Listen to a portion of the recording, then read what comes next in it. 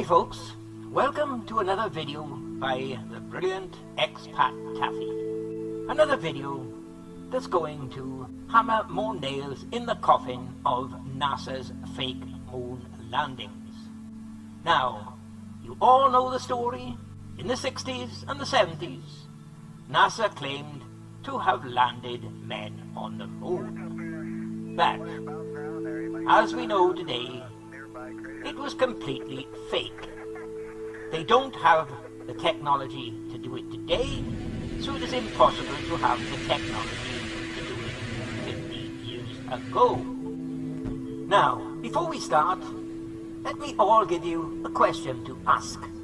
Why is it that NASA is the only organization in the world that has to pay out millions of dollars every year to paid shills to convince the world of its acclaimed achievements? Nobody else does that, only NASA.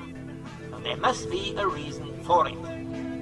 Now, despite the fact there are thousands of videos on YouTube proving that NASA faked these landings and that nobody has ever left Earth orbit and nobody has ever landed on the moon, there are still many that remain adamant that they did go.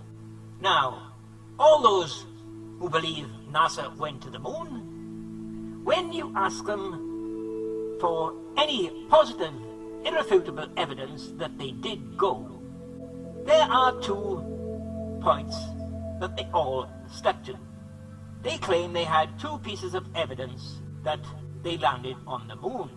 Now, one of them was, if they didn't go, if they faked it, then Russia would have spilled the beans. Russia would have told the world, hey, NASA, you faked it. That's one of their main pieces of evidence they claim proves that NASA landed men on the moon. Now, folks, the only other piece of irrefutable evidence these NASA nutters claim they have is the laser reflectors, which they claim are placed on the moon. They state if they never went, who placed these laser reflectors on the moon? As you can see, it's right in the center of this photo here. And we've had those nutters, mythbusters, have been claiming that these laser reflectors are genuine and on the moon. Well, if you've watched the videos of the brilliant expat Taffy, the brilliant expat Taffy has proven there are no laser reflectors on the moon whatsoever. And the next photo coming up is 100% proof of that. And here it is, folks. The photo claimed that Neil Armstrong took on the moon of the LEM with the laser reflector in the center.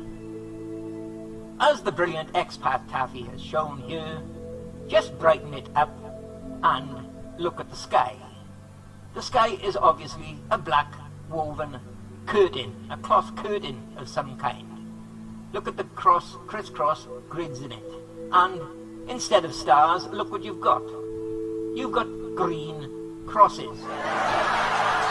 100% fake, folks. Definitely not taken on the moon. So there you are.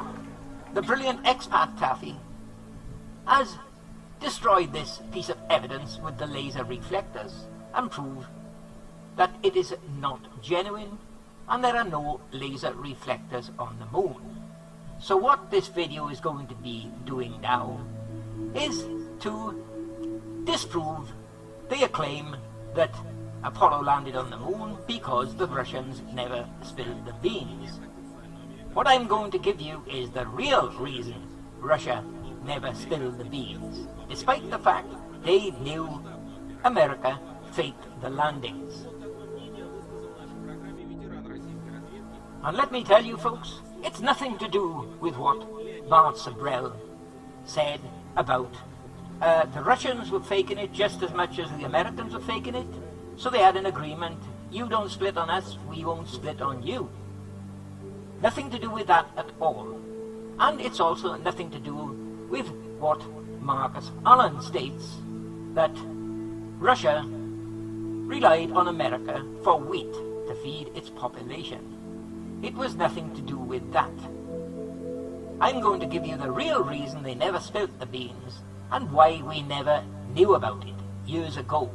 But now it's pretty obvious today what it is. Now just think, folks. With Bart Sabrow's explanation, one could say to him, that's just your theory, but have you got any proof of it? And no, he can't prove that that's the reason. And the same with Marcus. That's your theory, Marcus, but have you got proof of it? Have you got proof that Putin agrees that that's why they never spilled the beans? No. Those two explanations carry no proof whatsoever. What I'm going to show you at the end of this video as to why they really didn't spill the beans, my explanation is going to contain proof of what has happened. Now, folks, for those who really want to know the real reason why Russia never spilled the beans, I'm going to have to ask you to be very patient with this video. Because it's no good me just giving you my explanation like Bart and Marcus did, because it'll be met with the same response. How do you know? Or what's the proof you've got? What I'm going to ask you is please be very patient with this video, because what we've got to do first is take a look at what goes on behind closed doors with governments around the world. Something that a lot of you haven't got a clue about. Now, to start with, let's go back to the 60s, when this event is supposed to have taken place. Just what did we have in the 60s, folks? The 60s and the 70s, what did we have? As far as what was on the news, we had three sources. We had newspapers, we had radio, and we had TVs. That was all the sources of information on news we had. And what we didn't realize at the time is the only news that was put out on these three sources is what our governments wanted us to know. They never told us the full truth. They only told us what they wanted to know. That was their way of keeping control of populations in different countries. Now, today, things are different. We've got the internet, and we've got YouTube.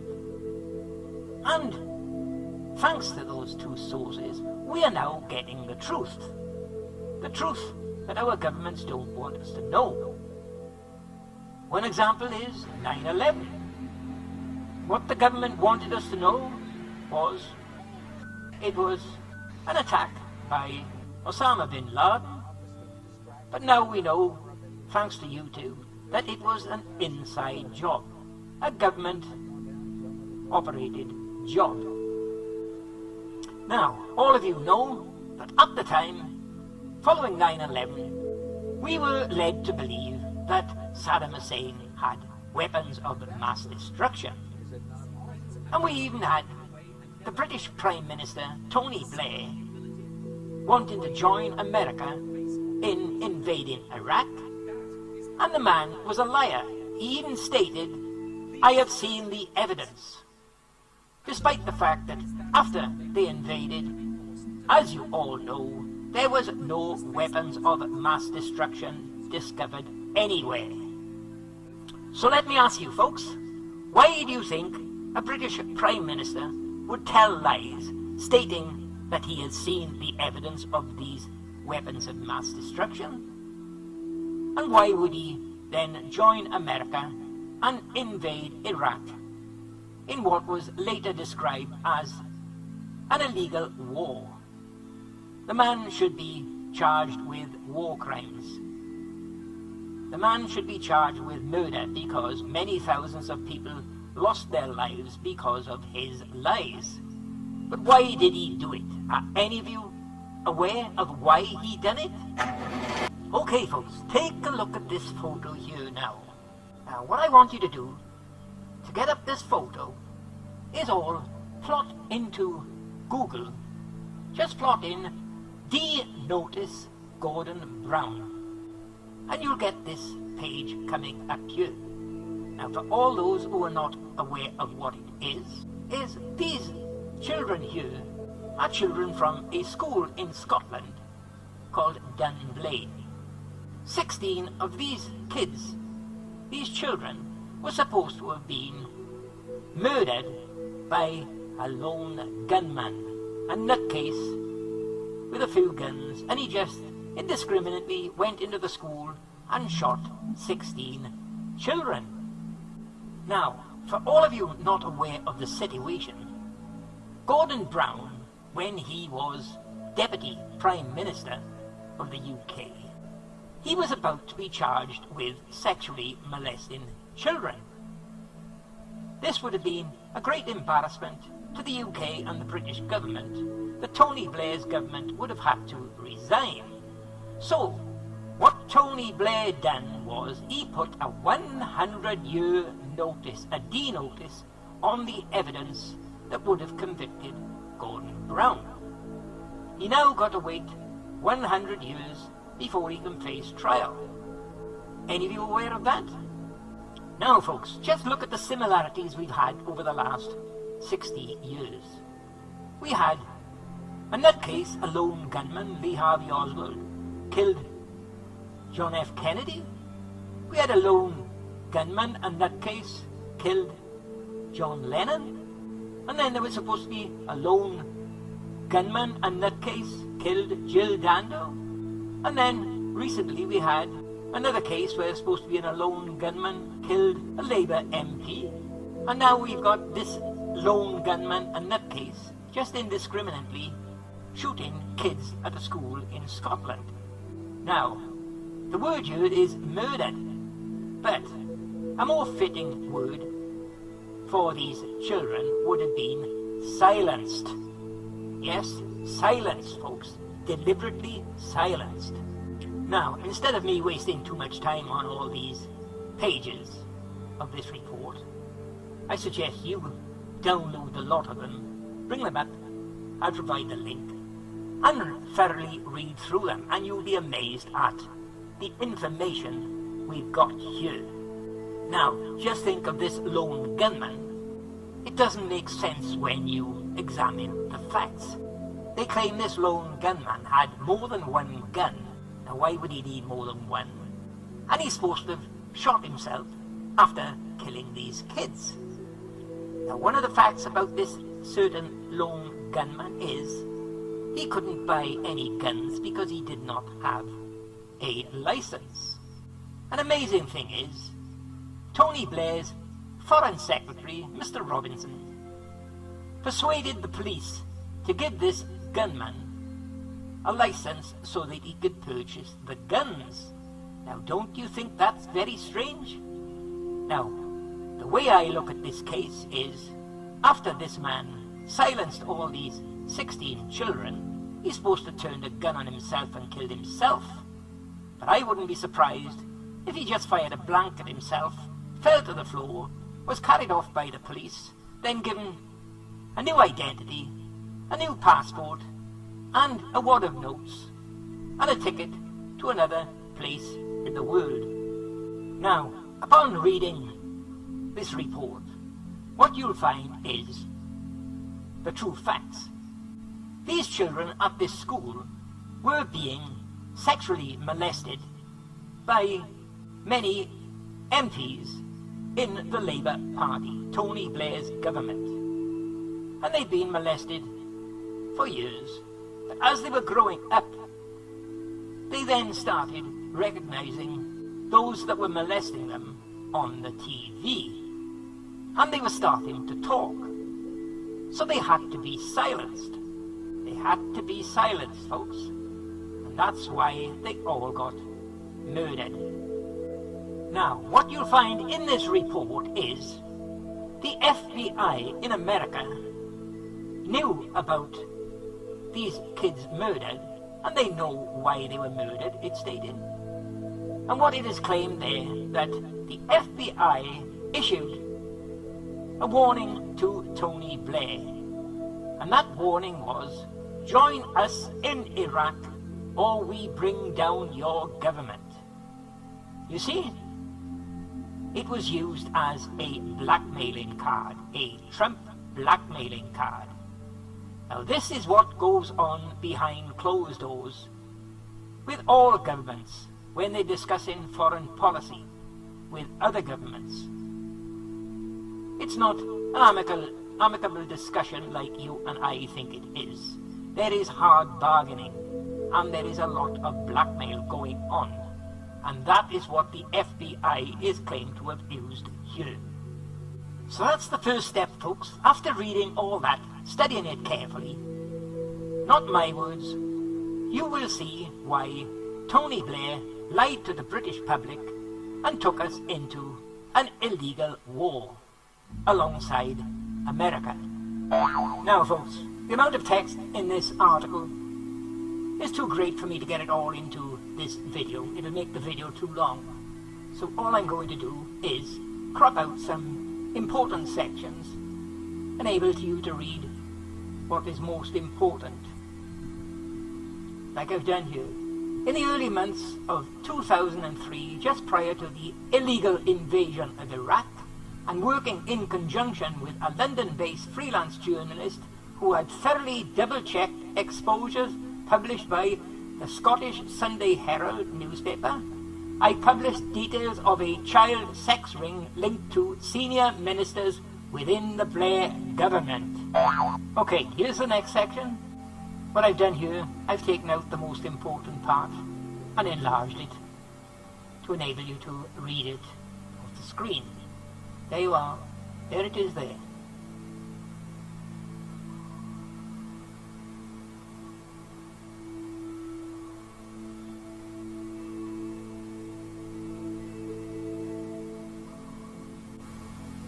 Okay, here's the next section coming up, and again I'll crop out the most important part of that so that you can read it. Now, like I said, I can't waste too much time on every paragraph from this article. I suggest you download it or you view it through the link provided in the pre-report and study it all the way through. That will give you a good insight into what happens behind closed doors with our governments. Not just our government in the UK, but governments abroad as well. It gives you a good insight into the activity that goes along. Now, folks, my next step in providing irrefutable evidence as to why Russia never spilled the beans when America faked the landings, I want you to take a look at just a small clip from another very good video concerning paedophiles in government. This video is titled Savile and the Ninth Circle. I leave a link in the pre-report.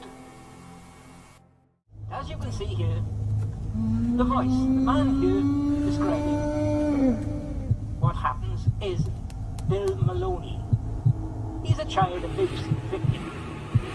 He remembers the days when he was a young boy in a care home. We are now looking at very often he was falling asleep because he'd been drugged. That has been hidden for many years whenever he woke up, by the government, secret services, whoever, he always had a sore and abusing young boys.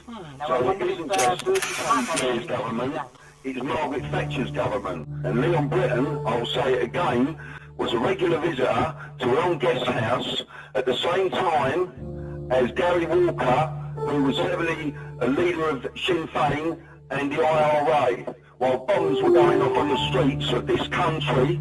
I'm sorry, I'm getting angry now. While bombs were going off on the streets in this country, and people were being accused of this and that. Now, what we're going to do now, we're going to skip ahead in this video to a section where you will hear a retired barrister talking to Bill Maloney. And you will see from what he has got to say, it will start to become clear why Russia never spilled the beans on Apollo. Let's take a listen to what he's got to say.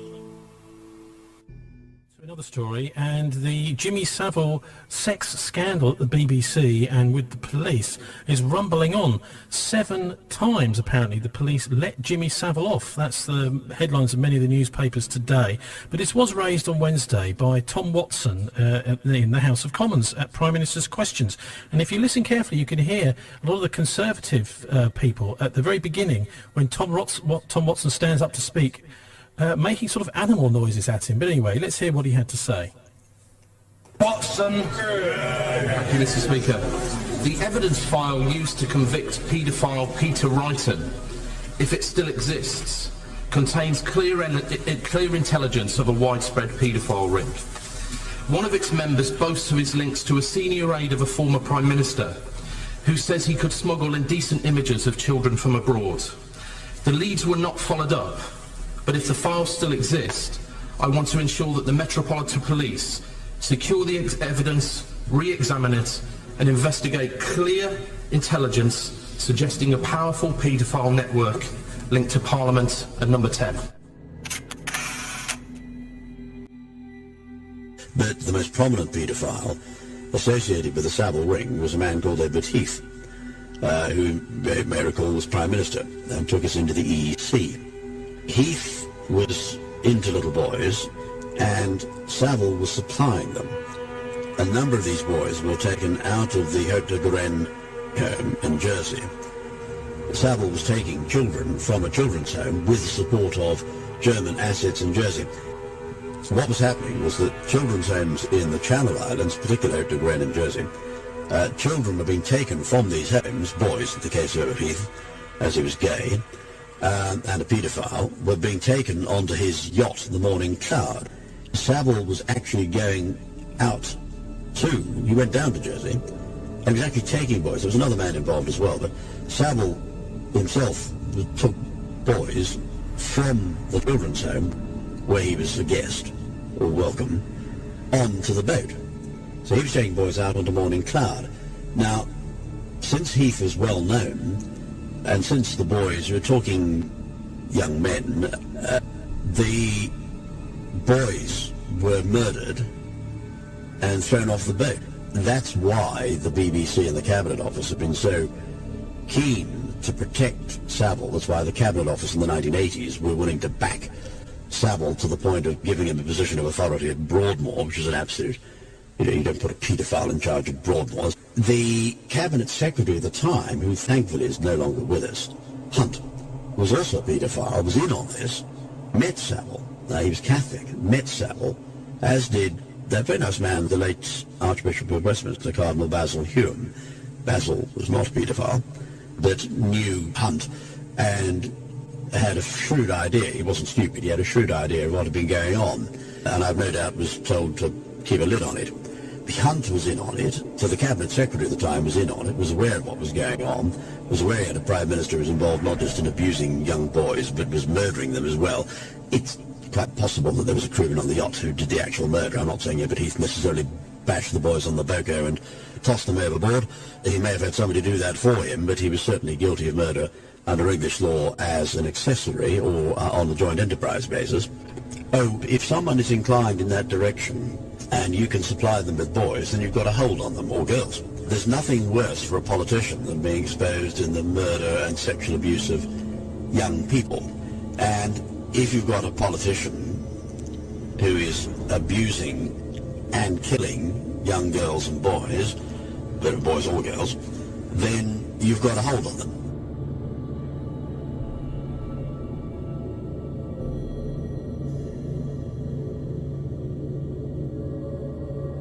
Pedophilia is a wonderful means if you're a hostile intelligence agency blackmailing politicians. The reason it's particularly disgusting, quite aside from the element of sexual abuse and coercion and corruption of young people, that's disgusting in and of itself. But what makes it particularly vile, and we saw this in the Madeleine McCann case, and that's why the Madeleine McCann case was so heartbreaking and tragic, if the children are, and I'm afraid with paedophilia we sometimes have babies being abused, but if you're not talking babies, if you're talking toddlers who are able to recognize the people who are abusing them, since the people, there's absolutely no point doing it unless the politician is high profile. Since you're talking about people who are on television, people who are high profile, you have to murder the children in order to protect your asset. So for the Germans, it was essential that the boys that were being taken onto the yacht, that was a death ride. When Jimmy Savile was taking, let's say, a 14-year-old boy down to Morning Cloud, handing him over to Ebert Heath or a member of the crew on the yacht, it was a death ride. That was that boy's last journey on Earth.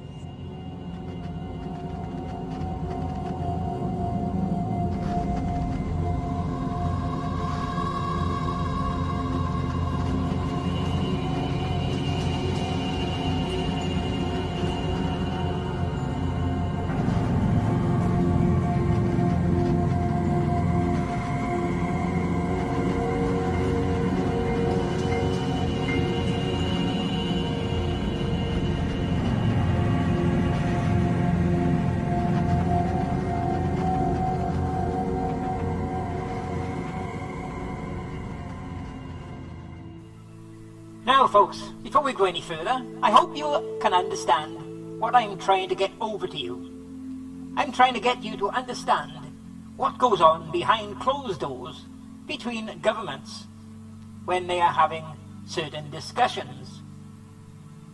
It's not amicable discussions like you and I would imagine. It can be very, very dirty politics, nasty politics, folks, as you've seen here with this Dunblane case.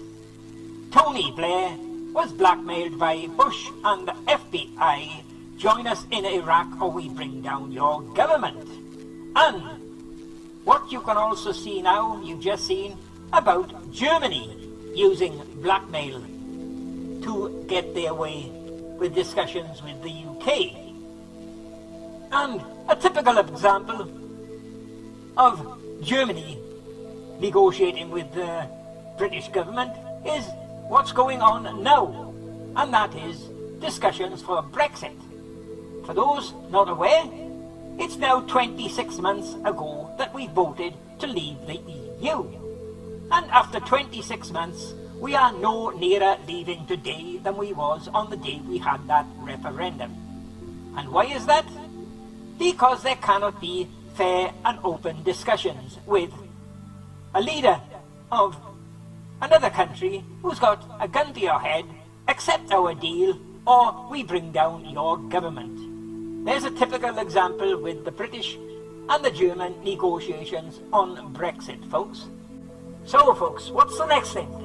Well, the next thing we're going to look at is what goes on between Russia and America. Now, take a look at this. An article by Russia. Did NASA really land on the moon? Russia wants probes into missing video and lunar rock.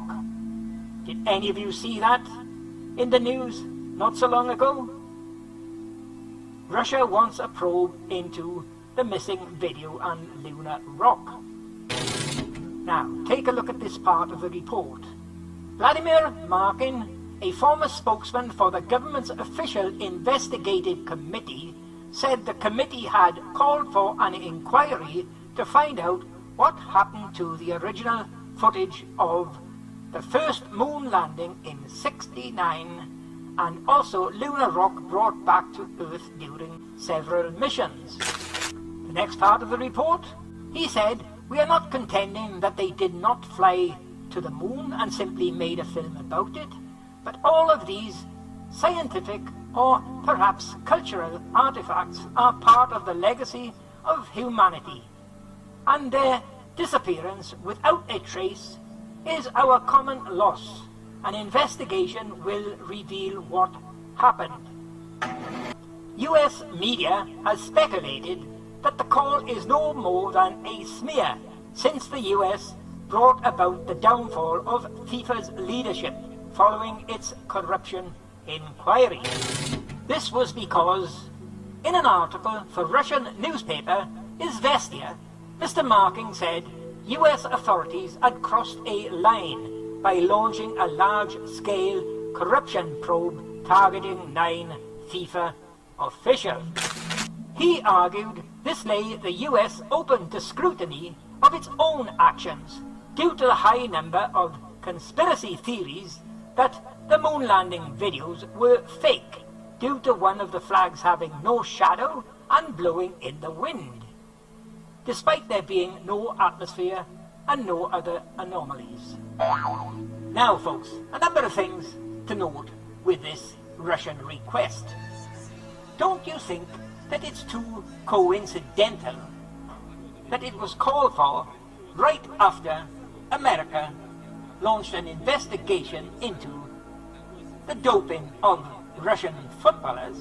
And another thing, don't you think that if they've got any suspicions as to whether the lunar landings were genuine, and they do indicate suspicions by mentioning a flag blowing and no shadow, why wait 49 years to ask for an investigation?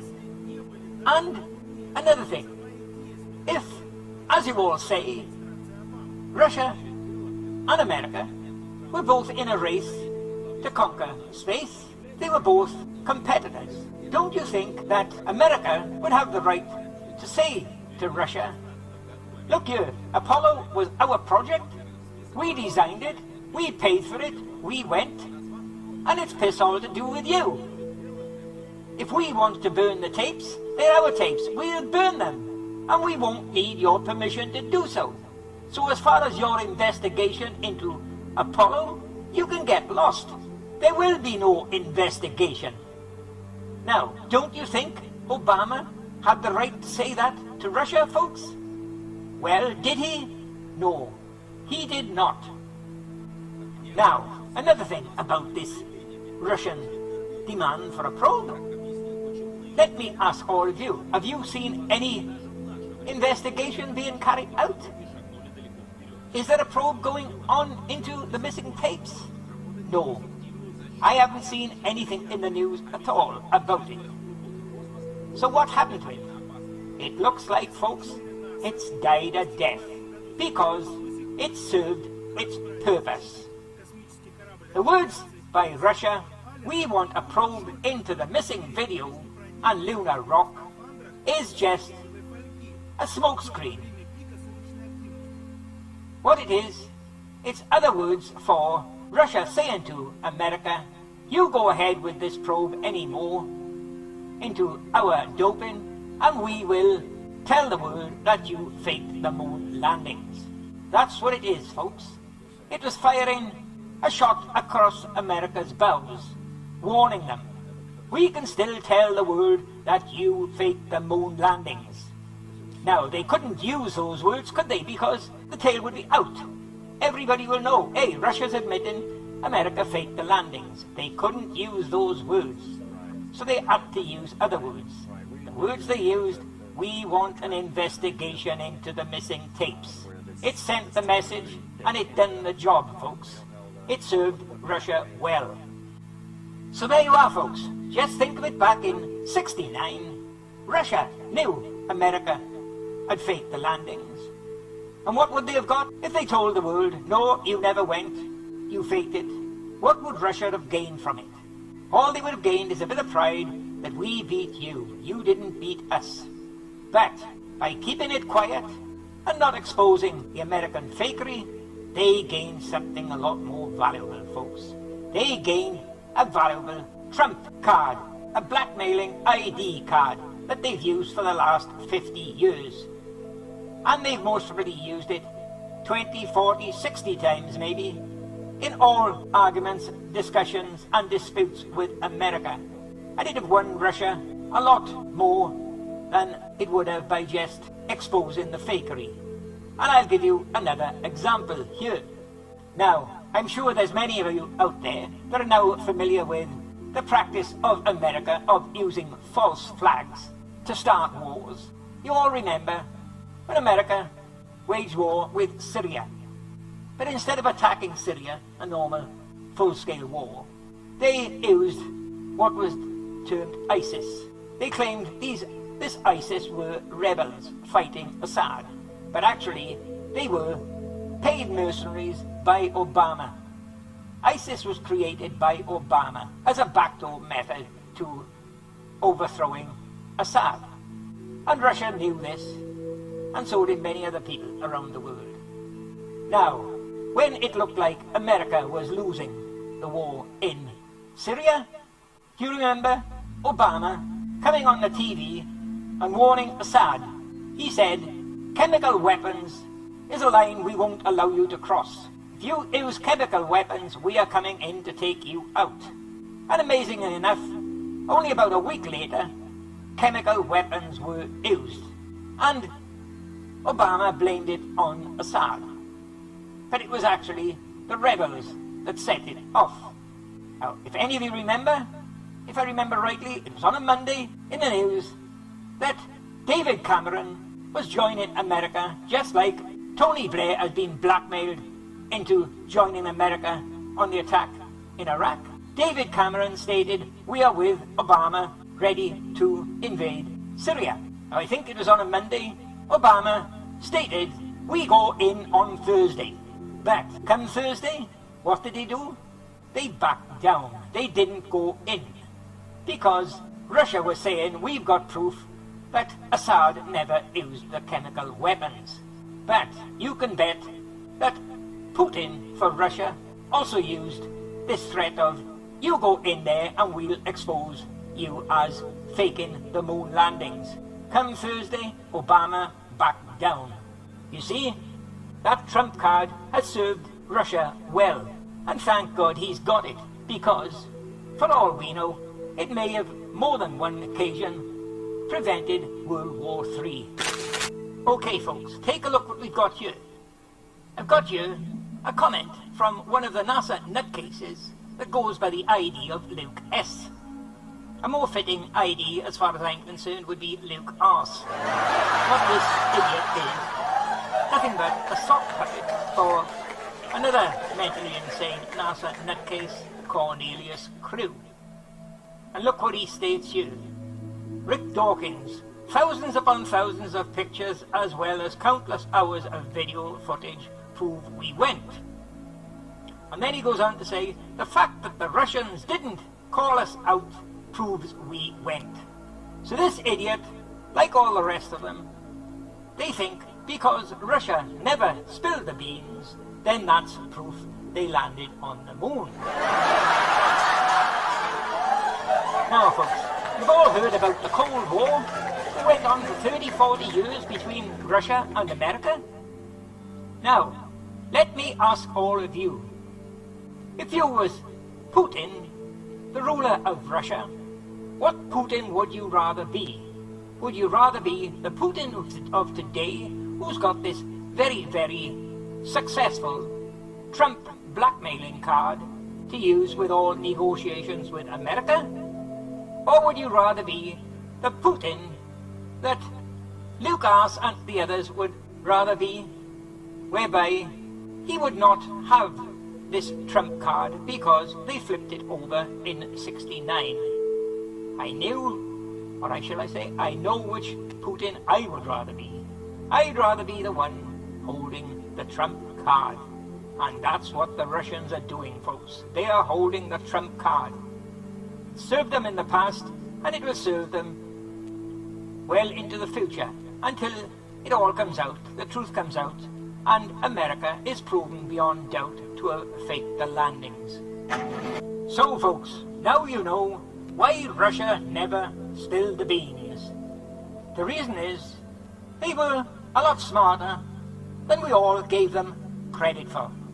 No wonder they beat America with all the rocket designs. There you are, folks. Hope you enjoyed the video by the brilliant expat Taffy.